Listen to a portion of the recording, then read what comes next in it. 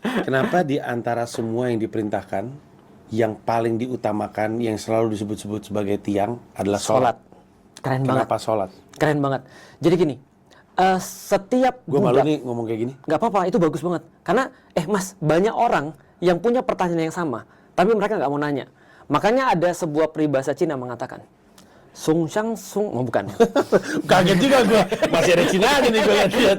Ada pepatah Cina mengatakan, siapapun yang malu bertanya untuk 5 menit, maka dia akan malu seumur hidupnya.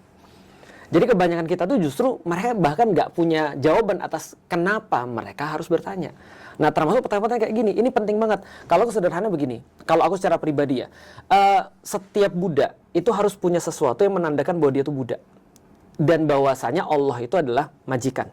Jadi contoh ya, kalau Mas hire seorang karyawan, maka dia hanya menjadi karyawan Mas kalau Mas kasih tugas kepada dia. Tapi kalau Mas cuma hire dia, terus kemudian dia masuk ke kantor, Mas nggak pernah nyuruh dia nih, maka dia bukan karyawan, karena dia tidak berkarya. Berarti dia menjadi seorang budak kalau disuruh-suruh sama majikannya. Sesederhana itu sih. Maka koneksi itu tercipta ketika kita disuruh-suruh.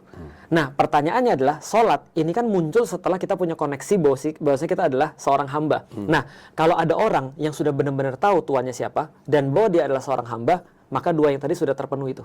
Maka berikutnya baru disuruh sholat. Karena setiap hamba memerlukan sebuah validasi bahwasanya dia seorang hamba. Maka seorang pecinta akan memerlukan validasi ketika dia mencintai seseorang. Kamu mau aku apa sih? Maka biasanya kalau ada orang yang mencintai seseorang, pertanyaan sederhana, mau makan apa? Kamu mau pergi kemana? Dengan kata lain dia cuma bilang ini, kamu mau aku apa? Maka ketika dia sudah punya rasa cinta itu, koneksi itu, maka dia bilang sama Allah, ya Allah, aku harus apa?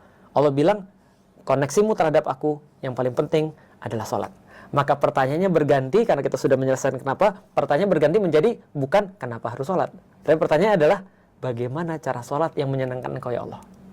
Nah, itu jadi pertanyaan berganti itu, karena udah selesai kenapanya di sini. Nah, jadi meyakini ayat-ayat Allah atau membaca ayat-ayat Allah adalah membuat orang yakin bahwasanya Allah tuh di sini nih posisinya bos, dan juga membuat kita humble down. Ini maksudnya adalah mensucikan diri kita.